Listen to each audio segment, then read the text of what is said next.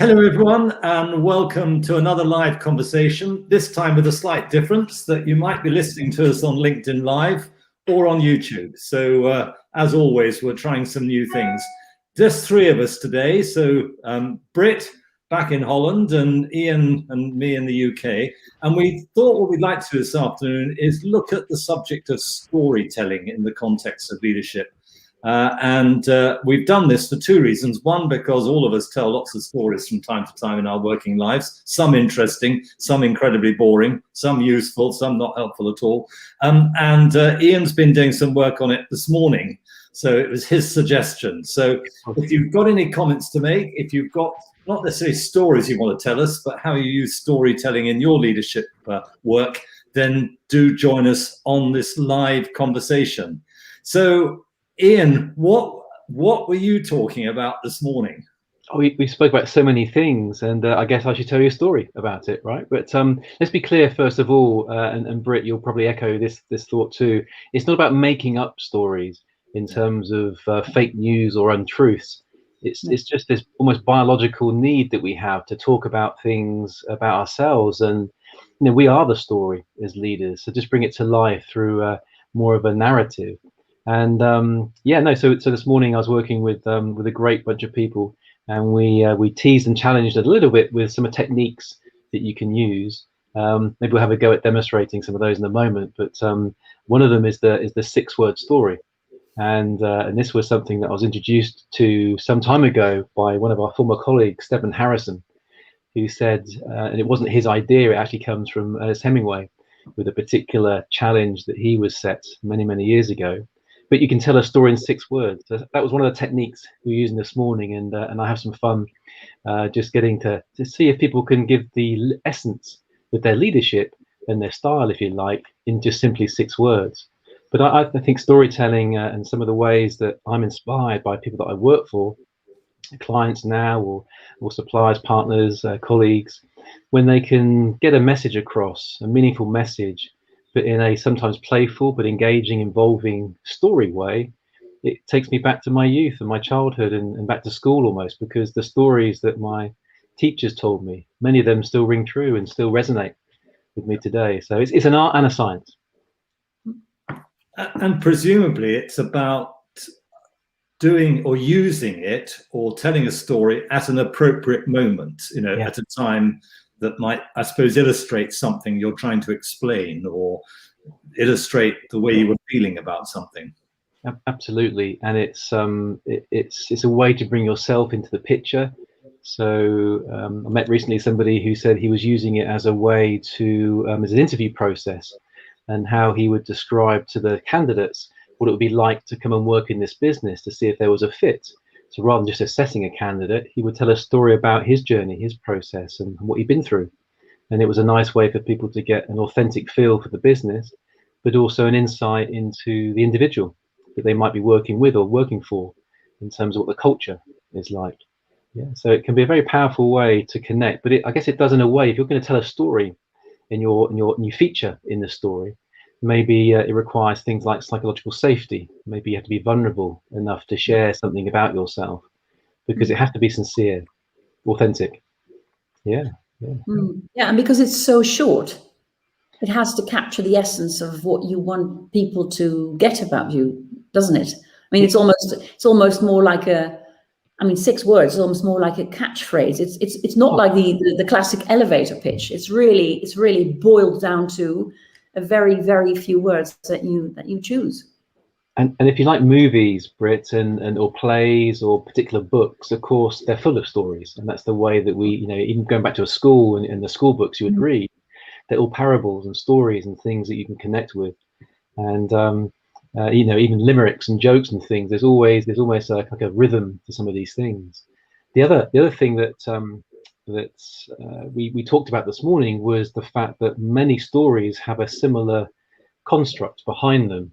And if you think about movies, for example, Joseph Campbell, he was the inventor, if you like, of the hero's journey, which is a story that talks about a cycle that many people go through. And I've used that as a leadership tool to help leaders describe their journey, their story, where you go from the known world and then you have an opportunity for a challenge or a development. So you go into the unknown world and eventually you come back. You complete the cycle back to the known world, but changed, different. And of course, you can go again. And if you think about things like the Star Wars movies or any franchise movie series, they always have a similar theme or thread or concept that goes round and round. And it's and once you see it, of course, you can predict it and you can anticipate it as well. Yeah, the classic. Well, I've been sharing it's a very famous story, but I've been sharing a story with some friends of mine who we meet up most mornings walking our dogs. And one of them, he's a lovely man, he's in his 80s, called Ken, always has a joke or a story to tell every morning from his sort of enormous repertoire. And we've got to the point where, you know, if he's not there joining us, we're really quite disappointed. So I thought, well, I had to sort of try and share something back. And there was a wonderful journalist and cartoonist called Gerald Huffman, who tragically died very early in his life. But if you look him up on YouTube, you'll find his address to the Oxford Union. And it's the famous story of the builder building a chimney on the top of a house and taking bricks up to the top of the house and then discovering he's got too many bricks and what happens. I'm not going to ruin the story, but it's a wonderful story because, just as you said, Ian, you know exactly what's going to happen, but you hold back on sort of saying, oh, I knew that was going to happen, because you're not quite sure of what the plot is, although you can guess it.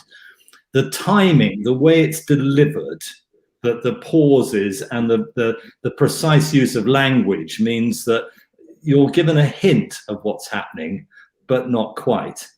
And it doesn't last very long. I mean, this one does last about 5 or 6 minutes, but, you know, in the context of storytelling, that's a relatively short amount of time. And I've listened to it now on numerous occasions, partly because he was a friend of my father's, and so I've sort of taken an interest in what he was doing. They were at school together, but partly because every time I listen to it, I just cannot stop laughing. I know exactly what's going to happen, but there's that inevitability. And I think there's something about the essence of great storytelling, particularly amongst leaders, is having that sort of, I've been there, but I haven't been there. And this is someone's own story. They own it. It's authentic. You know, they're telling it because they've actually experienced it. It's incredibly powerful, incredibly powerful. It is. And of course, some people are much more natural, maybe because they've got good material, because they've led an interesting life in some of their experiences. And then you get people that can actually tell a story that somebody else has told and tell it equally well. If people are struggling with that, then you don't have to tell it as your story. You can tell the story about a story that you've heard. Therefore, you bring yourself into it, like you just did about the experience. I think that's the difference. You don't have to be the comedian in this. It doesn't have to be funny even. But if you can connect to it and if you can add value to it, because what you're doing is you're sharing the story. And I think inspiration, our theme for this morning was our future inspiration. How as leaders we can connect the two together, because one of the things we know about our industry of leadership development is that there's not so much certainty in the world that we would like. Maybe it's very uncertain. So if we can help with inspiring clarity about things that we know and help people with imagining a future which is better, more successful, or whatever the focus that we have to have, then you don't make up the story, but you can maybe develop it with people. They can be part of the story, because the leaders and the teams and the businesses and the societies, you know, they are the story. It's unfolding. Yeah. I mean, that's really one of the things that was behind the idea, one of the ideas we had at Let's Talk Leadership, about actually publishing leadership stories. In fact, there's only one on our website, and that's from Ken Baker, a friend of mine, who I saw the other day for the first time in about 18 months. But you know, they're a powerful way of helping people see that, if you like, within the essence of the story, there's some real learning. There's always something that you think that, forget the story for the moment, that's a really powerful message, and it's coming from an authentic source, and it's a lie, you know, it's something that actually happened, and some learning to take away from it. And I think all of us need to be able to sort of develop that skill, not so we become expert storytellers, but so that in the moment when someone else perhaps we're working with or coaching or whatever is finding a difficulty connecting between the sort of reality, their reality, and something we're suggesting they do, by using a story to explain it or to demonstrate it, is it hugely powerful. It really is, and I remember many years ago, and I've used this in classroom settings before, and I'm always amused because I think I've told him that I use this story. But I work for a guy called John Pletherow, and I work for a telecoms company in the UK, and he was leading a conversation of a big event that we were running. I think there was 450 people in the audience, and he was telling the story. He put up a picture on a large screen of James Gandolfini in the character of The Sopranos, Tony Soprano, and he said, "Who's this?" And we said, "Oh, it's Soprano, Tony Soprano." And he told the story about the Tony Soprano and his wife and the children, and as a mafia gang boss, how his wife was struggling with living in the community because their kids were being bullied at school, and she was getting, hassle from the other mums and everything else. Anyway, so he told this whole story going through and through and through. And we thought, where on earth is this going? We were on an away day. We thought we had some serious topics to discuss, but we're just listening because he was a great storyteller. And he goes on and on and on. And he gets to a point where he talks about the fact that she went to see a psychiatrist. And long story short, she was saying how how woe is me, how poor am I? And then the shrink, the psychiatrist looked at her and said, well, your husband is a murderer and an extortionist. What do you expect? And of course, she was somewhat disappointed by that response, and in that moment. But then he said, "But someone's got to tell you. This is the reality of your world. What are you expecting?" Mm-hmm. And then we're still thinking, "What on earth are you doing? Why is this story relevant?" And then up on the screen, he put this message up, which was the reason for his story, which was that we, as the audience, we were part of the operations team. We are holding back the company. It's basically our department. You are holding back the success of our business. We're all kind of at this moment, and then click, all of a sudden we realize what he's doing. He's using the story, and it was a long story, to get to the point to hit us between the eyes and say, right, now I've got your attention, so let's talk about this. And off we went. And I was amazed because I thought it was genius, the way that he'd use a story to get us just to the cliff, and then he made his big announcement. And then we talked about it, and it was fine. The guy sat next to me, of course, just thought he was a bit of a so-and-so and didn't like what he'd just done. And I said, no, it's genius because he's waking us up to this point. Anyway, so I was obsessed then by The Sopranos. So I went online and, no, it wasn't online back then. It was years ago. I went to a shop, believe it or not, and I bought the box set of The Sopranos, the whole lot. And I watched every single episode. And you know what? That particular scene never happened. In the way that he portrayed it. Yeah. Yes, there was a moment when a psychiatrist was having a conversation with Carmela, Tony Soprano's missus, his wife. But he never said that. She never asked that. They never had that conversation. So he just put that twist into the story to make the connection, to give us the message, etc., etc. It was a little bit of fake news before we knew the term fake news, if you like. But it didn't matter. Yeah. No, it taught me a lot. It doesn't matter because he was using, as you were saying, Matthew, he was using a story to make a point. And he didn't make up the whole thing. He just tweaked it. So there was a purpose for it. Genius. Yeah. Well done. Yeah. Well done. Yeah, I loved it. Which is very different from the more sort of current concept of fake news. Exactly. It's just tailoring. Yeah. And I actually think the more that I hear stories, and sometimes you hear the story or you read the quote and it's been modified, it's for that reason, because we have to just update things and use them. So I think it's a very powerful, but in the wrong hands, of course, it can be very influentially negative and not used so well. But the 6 word stories, Britt, going back, do you want to hear a couple of examples of ones I've found? So Hollywood is a great example. In fact, some of the one-liners and that you can use in your storytelling to make a point all come from movies and Hollywood. I don't know if our listeners have watched. It's a movie called Mule, which stars. It's actually produced and starred, directed by Clint Eastwood, and he's going across the border just as a drug mule, and he's talking about love with his wife, ex-wife, as it happens. They're still really good friends, and either she asked him or he asked her or something like, "Do you still love me?" And the answer was, and it was his answer, "More than yesterday, less than tomorrow." More than yesterday, less than tomorrow.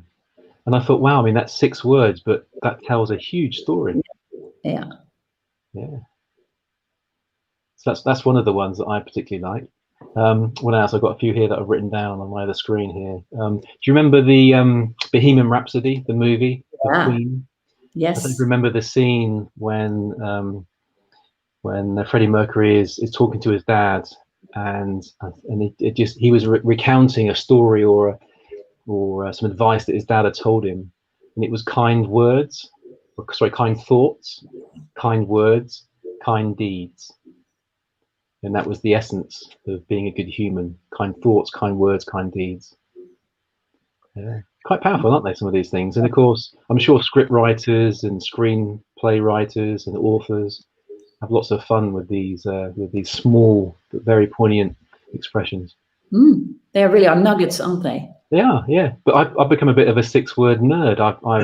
People tell me about something, and I try and say, right, can I tell this story in 6 words? It's not easy, but actually you can. Yeah. But it's a little bit like the Japanese tradition of haiku poetry, you know. And when you see it, I remember here a story coming along now. So I'm in a bus in the middle of North Lincolnshire with a group of international business people, all of whom have an interest in pork meat. Okay. Don't need to go any further. And one of the people, we've just had a meal at a lovely restaurant, and one of the colleagues stands up and starts singing in French a little song. So I'm sitting next to a wonderful man called Mr. Imai, who is the general manager of Marubeni Meat Business, part of Marubeni Corporation in Japan. He's this diminutive little man, very wise, responsible for, even then, and I'm going back a long time, about $1 billion worth of trade around the world, and has hardly ever been outside of Japan. And he nudges me and he says, "Mr. Matthew, we must sing a Japanese song in Japanese."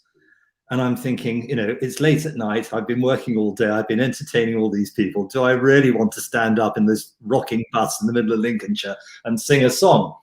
But because it was haiku, it was incredibly easy to pick up because there's very few words and there's a very simple song. So we sang it in Japanese. I spoke no words of Japanese at all, but he sort of coached me, hiding behind the chairs while someone else was singing. We were sort of burrowed down, just looking at trying to work this thing out. And the enormity of that event on me and my relationships with my Japanese colleagues was, I had no idea, was absolutely huge. I mean, I spent another 6 or 7 years working with Marubeni in Japan, and endless conversations about singing haiku in the bus in Lincolnshire, you know, in Japanese. I mean, little did they know the whole thing was sort of cobbled together under severe duress because of all these other languages, and Mr. Imai needed to do something to save face. But it's just very powerful moments. And I've told that story once or twice, but I also think there's an essence about it. Has to be about it. You have to be in it, I think, to get the real depth. You know, Geneva Patterson, our dear friend and colleague, introduced me to the J.K. Rowling speech that J.K. Rowling gave at Harvard in 2008, 2009. And that speech, yeah. But there's a piece there where she talks about working temporarily for Amnesty International. And she refers to the screams coming from a room where one of her colleagues has had to say to a refugee that Amnesty had found out that his family had been murdered. And you could hear a pin drop at that. There must have been thousands of people in the park listening to her. And it was just an incredibly powerful moment when everyone is celebrating success and wonderful examination results, that she's able to talk about a prescribed organization, because I think at the time Amnesty International was criticized heavily, if not banned, in the United States, and about a situation where she was talking about someone incredibly vulnerable. And well, I know every time I listen to it now, you can hear the scream, you can hear the agony, and when you get that connection between the story, the person telling it, not necessarily in the story, but part of the story, and both of your points that it's relatively short and it comes just at a moment when it's going to be having its most impact. It's an incredible skill to have, an incredible skill. And I mean, if people watching this haven't seen the J.K. Rowling, YouTube it's a phenomenal piece of storytelling, and in a remarkable place. But so, Britt, what's a story that you've either told or heard that has made you sort of over the years think more deeply about something?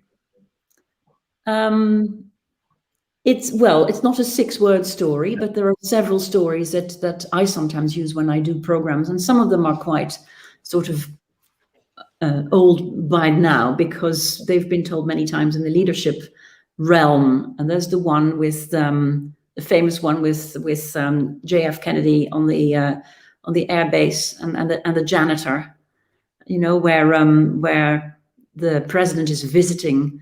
Is it NASA? I think, I'm not sure. The correct is that that the president encounters a janitor and says, "So, my good man, and what are you doing here on this base?" And the janitor replies, "Well, Mr. President, I'm helping to put a man on the moon," which is a story, which is an anecdote. We don't even know whether it's true or not, but it's something that we use as an example, of course, as I'm sure you both know, as an example of engagement and motivation and empowering people to feel that they are really adding value to an organization, regardless of the task that they're doing, which might be quite, not so spectacular, cleaning hallways or even restrooms, or working in the canteen. It's nothing elevated, but they are part of it. And I've always found that's a nice story. Rosa Parks is another story. I think a lot of these stories that deal with the decision of any person to stand up and to say something meaningful are transferred to us in the form of a story and an anecdote. Yeah. And it always somehow resonates. And I don't know why. It's something. I think it goes back to, maybe, as you said, Ian, before, childhood, and there is a sense of safety and expectation and excitement and solution all at once. We just need the campfire to sit around, don't we? Yeah. But the thing about the NASA story there is, we don't know if it's true or not, but it doesn't matter. It doesn't matter. No, and in fact, if you were there, yes, it may not have happened. A bit like the story about the Carmela going to see the psychiatrist. Maybe it didn't quite happen that way, but that wasn't the point of the story. And that's the cool thing about a story. By the way, I've converted both of your examples to 6-word stories, Britt. You ready for this? Oh, very good. Go ahead. So we'll start with yours, Britt. So from broom to moon and back. Oh, yeah. Very good. And that could be the 6-word story, and then you tell the story about the broom sweeping the floors in the restaurant or whatever, making sure, or cleaning the table, whatever it is, Yeah. And then your one, and I got this completely wrong, Matthew, because I thought you were going somewhere else with the outcome, because I was going for what I expected you to have said, knowing you as I do. So I had here, not me, not now, not ever, in terms of, am I going to sing on a bus like that? Yeah. Not me, not now, not ever. But no, I got that one wrong, because actually I had to change that a little bit. Very different one. But picking up on Britt's point, this is a true story. And in fact, I used it last week in a workshop and someone commented on it. And it's almost a mirror image of the JFK janitor story. So you're all aware that a few years ago, quite a few of us were involved with Qatar Petroleum. And I had to visit Qatar, and in the sort of sessions we were having, I met the chief executive officer of Qatar Petroleum, and his office was on the 46th floor of the World Trade Center in Doha. in the city. And, you know, there were very few buildings taller than his, and he was at the top of it. And we were ushered into this incredibly grand office suite with sort of people standing to attention. And anyway, we sat down and we got chatting. And he told a story which really surprised me, having gone to this, you know, the pinnacle, the very height of this building, into this grand situation, and been told we've only got 10 minutes. He said, we were talking about the fact that he's the third most important person in Qatar because he controls, or he and the business controls 70% of the gross domestic product of Qatar. And he said, every morning when I come into the building, I always make an effort to speak to the man who cleans the bathrooms on the ground floor. And I said, and I was slightly taken back, because for all sorts of reasons, my prejudices and everything else were kicking in, my biases.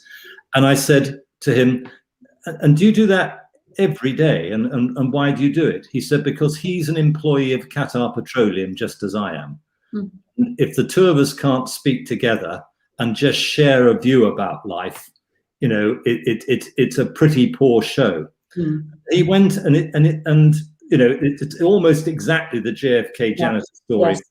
And then I said to him, so how does that play out in the sort of rest of the day? He said, well, interestingly, when I go home at night, I share a group of houses with my family, one of whom is my father, and I don't say anything until my father has spoken. And so you've got, I just left with this impression of this incredibly important man, not as, and he wasn't as himself, but just in the role and the responsibility as talking to the man who cleans the bathrooms on the ground floor in the morning, and then remaining silent almost until his father has spoken, because of the tradition that you listen to and respect your elders. And it just seemed a wonderful sort of, just a wonderful whole connection in that part of the world. And someone remarked on it afterwards, and they said, are you sure that, you know, that happened, Matthew? I said, yeah, I know it happened because I saw him do it. I think if you can, but that story wouldn't be relevant in a lot of occasions, but just occasionally someone will say something, let me give you an example. And it was to do with leadership connections and how do you keep people motivated, and how do you speak to people in different contexts. And you remember it, don't you, Matthew? Yeah. And then I remember there was a guy, Bill McFarlane. He used to be, well, he still is incredibly talented. He does broadcasting and he does media training. And he used to be the voice of World's Strongest Man and do football commentary for teams in Scotland, Bill McFarlane. And yeah, just this whole idea. And he had such a repertoire of stories. And I was working with him many years ago. And I was thinking, how do you collect all these stories? You need amazing memory banks and things. But if they're good stories, you just naturally remember them. Yeah. And not only you, so you can tell them, other people, and then they'll tell your stories, and it's the magnifying effect, and they just expand. And of course, everybody just puts a slight twist on it as well, and makes it, like we said before, more appropriate, more resonating with the audience. But it's still a story, and because it's a story, like a book can be developed into a screenplay and a movie, and the director and the producer, they can just twist it a little bit and just amplify bits, and actually that's okay. It's okay. So Ian, can I just put you on the spot and ask you to say 6 words about Let's Talk Leadership? Okay. Okay. Is that 2 words each? Is it? Give me a minute to do that. Then, as we can, yeah, I'm on the case. All right. So you're going to get lots of challenges. You know, you're going to bring them on. I remember I was watching 8 out of 10 Cats Do Countdown last night, and there was a particular number crunch where the expert number cruncher had to just take a moment just to make sure if it could be done or not, and they came back pretty quick. So I'll come back quickly, but that's a great challenge. Yeah. I wanted to pick on something else you said, Ian, towards the beginning of this chat, and that was about the sort of showing vulnerability. I've often found when I've heard particularly senior executives, you know, talking about, we get them to particularly in the virtual world, you can do it beautifully well, asking to talk about their own experiences. And when you hear them talking about things that went wrong or things that they've done that they regret, or something they tried and they took a risk and it didn't work. It sort of, not only does it show the vulnerability of senior people, which I think means that all of us then feel that we're empowered to make mistakes or to try things and get it wrong.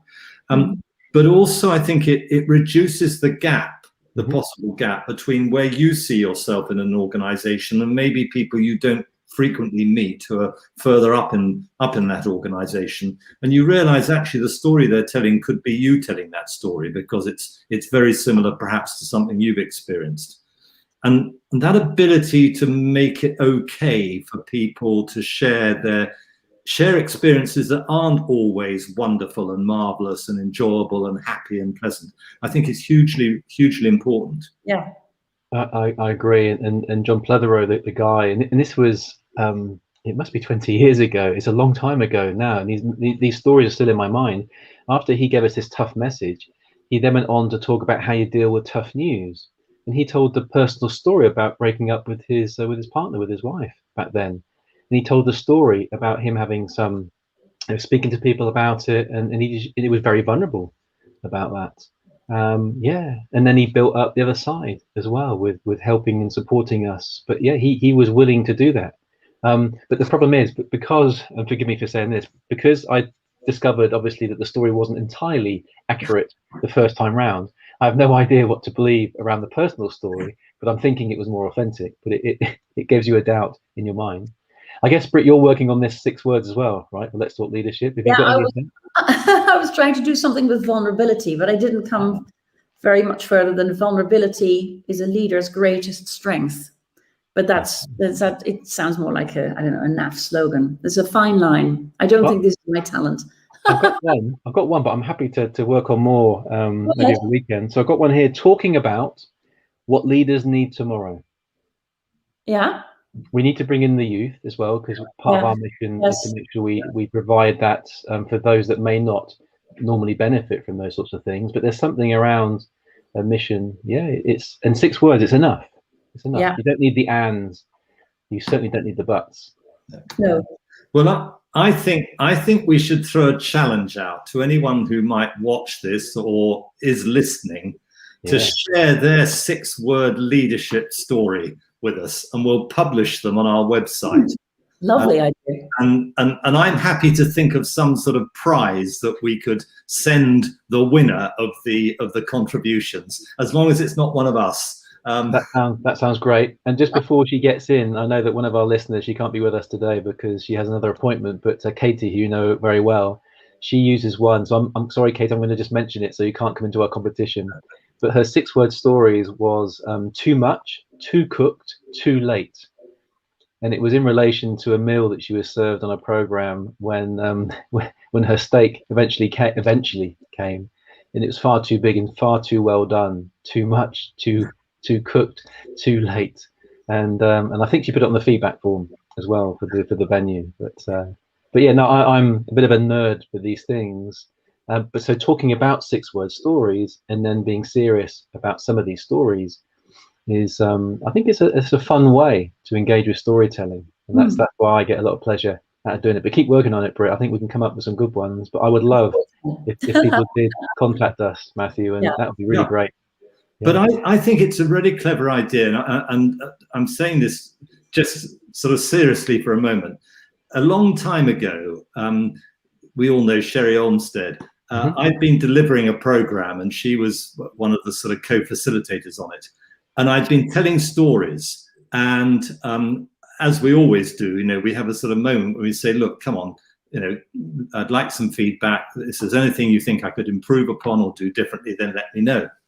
And Sherry, being Sherry, always direct and always loving, sort of said, "Well, there is one thing, Matthew." She said, "You tell fantastic stories, but they go on far too long. So can you keep them a bit shorter?" And your point, I mean, I don't think I can get it down to 6 words, but your point is exactly right. It needs to be something that's fairly succinct, I think. It needs to be in the moment. It probably needs to include you. I mean, I think if you can, it's a little bit like when we talk about, we own our own emotional responses to things. It's our feelings, and therefore we're entitled to feel what we like about something. I think with a story, if it can be something that's about you, not to say how wonderful you are, but you were there and what happened, I think it has a deeper connectivity with people than if it's a story that is repeated from somewhere else. I think there's something about bringing your own personality, your own personal experience into it. Give a bit of yourself in the Yeah. story, even if it's not completely your story. Own it, and yeah. And again, I'll just make the point: don't make up a story that's not true. I mean, that's the biggest danger, I think, and that can be risky. Yeah, twist it, adapt it, but there has to be some truth in the story for it to be authentic. Yeah. And I think it's also important not to tell a story that other people have told, but as if it's your story, because invariably there will be someone in the group who will have heard it somewhere else, or might even have used it themselves. Yeah. And that then means I can think of a wonderful example. I'm not going to mention names, but someone we know who would say the same story over and over again, or make some little quip. And I remember looking it up, rather like you did with The Sopranos, looking it up and realizing the person never actually said that, or there was nowhere I could trace it to find the authenticity of it. And it did rather, I sort of waited for the story to be told again on the next occasion. I wasn't rude enough to say, excuse me, that's a load of cobblers, because it always went down well, but it wasn't quite as it was in the reality of the actual thing that had happened. I've got another one for you, Matthew, and this made just 6 words to cope with this scenario, just like me looking back at all these Soprano movie moments.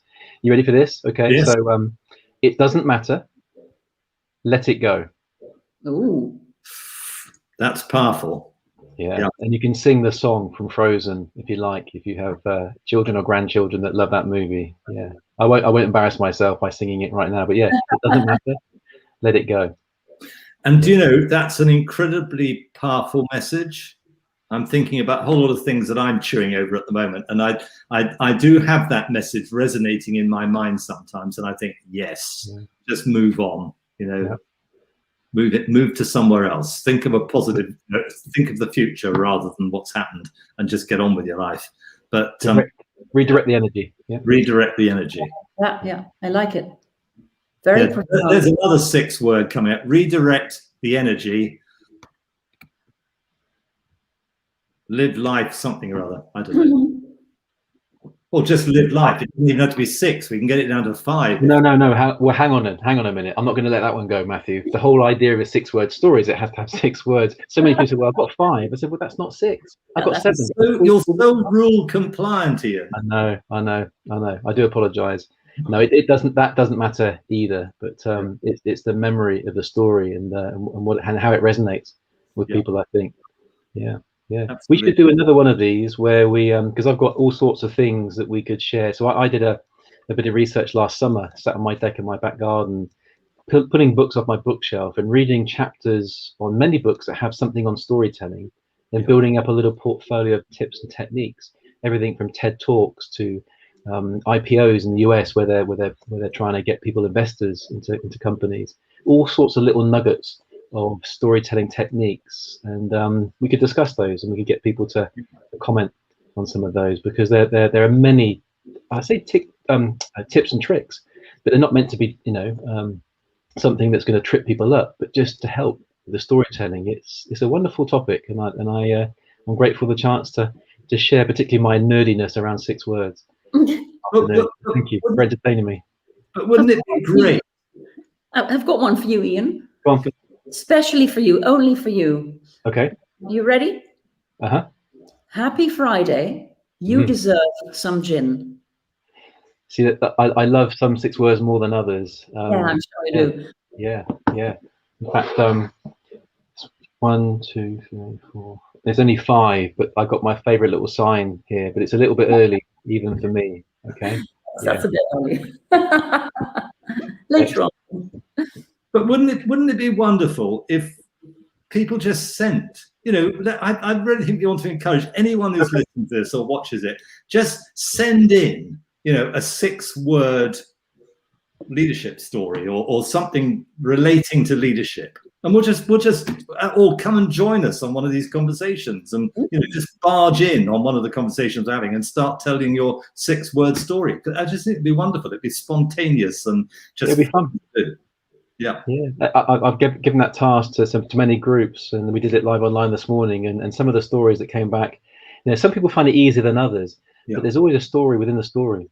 Yeah. So here's one, Britt. So to bounce you back. So so many gins, so little time, which is my weekend challenge. Maybe this weekend.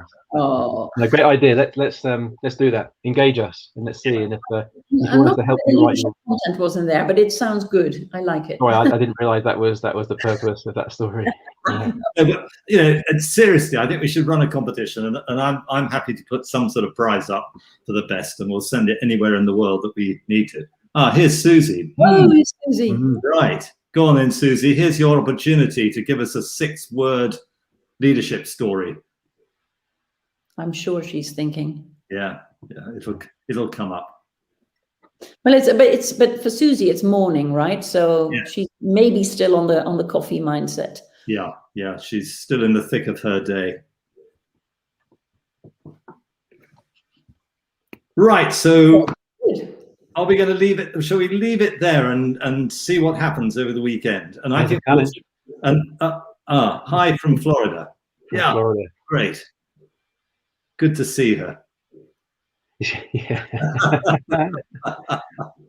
Oh dear. Yeah, you see, it's 6 words. I'm thinking, still early here. Yeah, another 6 words. Thought. Yeah. Excellent. Wonderful. Okay. Brilliant. So, Susie, thanks for joining us. It's wonderful. And until the next time. Our first example of LinkedIn Live. So we'll see how it carries on. So bring the stories in, share them with Ian, Britt, and I, and let's see where this goes. But it's an important part of leadership, being able to tell a story that's short and to the point and meaningful. Ian, thanks for bringing up the topic. My pleasure. Yeah. I have a final one. Go on. You can do the. Yeah. Play us out. I'm getting into it. I'm warming up. No Excel sheet captures the essence. There you go. Yeah. But stories do. Yeah. I met a guy this morning, and I'm not going to embarrass him by saying his name. He's Irish, and he said, "All I have, stories and potatoes." Oh. Genius. Yeah. Genius. So if that person were listening, or if anybody knows the conversation we had this morning, thank you for that. All I have, stories and potatoes. Apparently potatoes are very big in Ireland, so that's you need to know that part of the story. Wonderful. Well, have a great weekend, both of you. It's always a pleasure and a fun experience. First time LinkedIn. Yeah, lovely. And take care. Thanks so much. Bye. And thanks to Richard for getting the live stream up. Yeah. Well done. Thanks, Okay. Richard. Right. Trust the anchor for success. We've got one from Susie. We've got one. Trust is the anchor for success. That's great. Wonderful. There you go. Who's going to get the prize unless someone else enters one as well? Yeah. Wonderful. Wonderful. Thank you. All right. Enjoy the weekend.